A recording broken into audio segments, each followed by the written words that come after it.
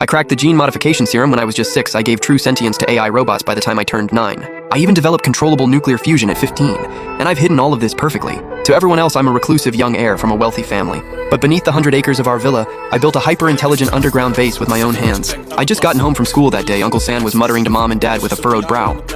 Why would Lynn suddenly lose her mind? She was perfectly fine just yesterday. Today she's been talking nonsense non-stop, going on about the awakening of spiritual energy out of nowhere, saying a great disaster is coming and holding up by the front door. How could my sister suddenly go crazy, the awakening of spiritual energy? I mulled over that absurd phrase, dropped my backpack, and pushed open Lynn's bedroom door. Lynn was sitting quietly on the edge of her bed. She heard the door creak open. She looked up at me. "Who are you?" "Sis, you don't even recognize me. You're Jack Sue. My little brother. Sorry, it's been so long. So many of my memories are just fragments." "What do you mean it's been so long?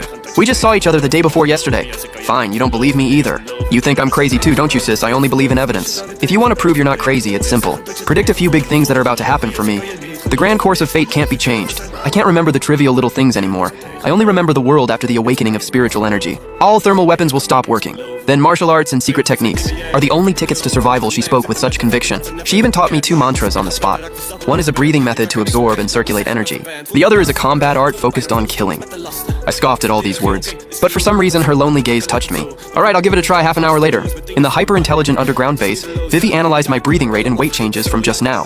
Holographic projections wove through the air. A 3D anime-style girl appeared. Master, based on real-time monitoring this specific breathing rhythm, is indeed drawing a faint form of energy into your body. It's just that this substance is extremely scarce in the air right now. Not enough to cause any qualitative change. Why didn't the previous monitoring reports show this? This energy only just reached the detection threshold. Its proportion is less than 1,000th of oxygen. But this energy is rising at an exponential rate at this pace. In a few days, it will completely replace oxygen as the dominant substance. I stared at the curve on the screen. A chill ran down my spine. The awakening of spiritual energy is actually real. Vivi, immediately concentrate and extract this trace energy, and pump it into this room soon. A milky white mist filled the room. It was a vision formed by condensed high-concentration spiritual energy. Every breath felt like a sweet, refreshing breeze filling my lungs. Master, this energy above Jongdu has been completely drained. If you need more, I'll have to expand the capture radius. That's enough. Monitor my bodily data and start recording as I practice the breathing method. Spiritual energy surged into my body through my meridians. I lost track of time. The white mist in the room vanished completely. I opened my eyes. A flash of golden light streaked by report the monitoring results. Master, this energy has formed a self-sustaining vortex in your dantian.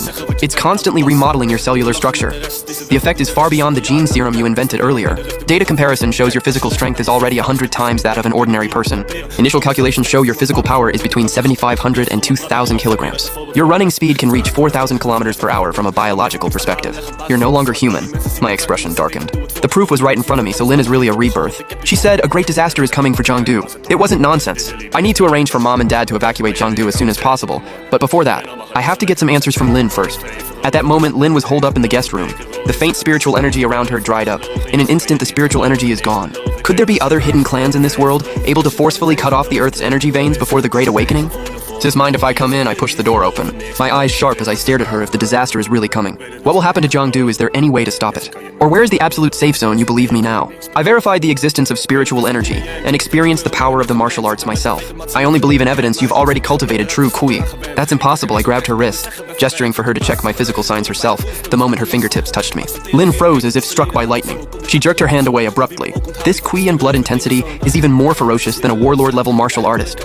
She pressed me urgently, asking what method I used. I invented an atomic extractor. I just drained all the trace spiritual energy in the entire Jongdu. Don't stand there stunned. I'm just a genius scientist who believes in logic. Let's talk about this Jongdu disaster you mentioned. Saving Jongdu was an impossible mission in my past life. The mad mutation of animals and plants is just the appetizer. What really turned Jongdu into a living hell is the ancient palace beneath the southern suburbs. Millions of ancient soldiers transformed into high-level zombies by spiritual energy. Bullets bounce off their bodies, not even leaving a scratch. In the end, Jongdu became a dead city. Tens of millions of people turned into zombies. What about me? Where was I? On the first day the disaster broke out, you disappeared. I searched for you for a long time, but never found a trace. The awakening is still 6 days away against a certain death scenario like this. What chance do we have? A cold smirk tugged at the corner of my mouth. If we know where the tumor is, we just cut it out first. Simple as that. Sis, come with me somewhere. The secret elevator plummeted down a hidden compartment in the villa. A crisp ding sounded. The heavy composite alloy door slid open slowly. I stepped out of the elevator first. Welcome to my domain. The hyper-intelligent base Lynn stepped out of the elevator suspiciously, then froze completely in place. Her eyes fell on a giant honeycomb structure stretching 100 floors high, extending infinitely downward, each floor made up of tens of thousands of cold silver hexagonal chambers. Tens of millions of mechanical life forms of all shapes and sizes scurried between the chambers, carrying all kinds of high-tech equipment tirelessly. You built all of this. When did you start? Do Mom and Dad know? Every bit of it. They have no clue at all. You're the first guest here. I started when I built my first robot at 9 years old. It took 13 years to get to this scale. The number of standard robots in the base has now exceeded 10 million. We churn out so much black technology every day, it's uncountable.